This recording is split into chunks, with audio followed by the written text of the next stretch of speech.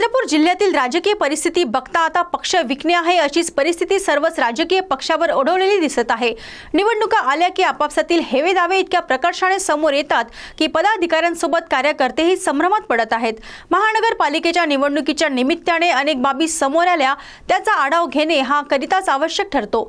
AB form भरून सर्वच राजकीय पक्षात उडालेला गोंधळ याची साक्ष देतात।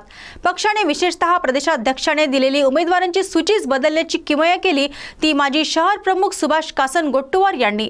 त्याचे फलितही त्यांना लगेच मिळाले। अनेक भाजपा निष्ठावंतांनी आमदार जोरगेवार आणि कासनगोट्टुवार यांना पक्षातून हकालपट्टीची मागणी केली।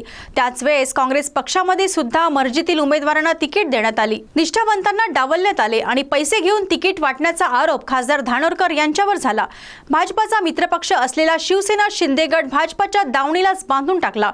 ज्यांना भाजपात सामावून घेता आले नाही त्यांना शिंदे सेनेतून उमेदवारी देण्यात आली। त्यामुळे शिंदे सेनेचे जिल्ह्यातील समोरील भविष्य काय असेल याची कल्पना न केलेलीच बरी। शरद पवार गट सुद्धा ह्यातून सुटला नाही। प्रत्यक्ष महिला जिल्हाध्यक्षाचा पती जेव्हा काँग्रेसच्या चिन्हावरून निवडणूक लढत असेल तर पक्षातर्फे निवडणूक लढणाऱ्या 36 उमेदवार निवडणूक लढणार कसे, या सर्व प्रकरणातून सुटला तो अजित पवार यांचा राजकीय पक्ष। जिल्हाध्यक्ष राजू कक्कड आणि ज्येष्ठ नेते दीपक जयस्वाल यांनी आपापसात समन्वय साधून आपला पक्ष अबाधित ठेवला।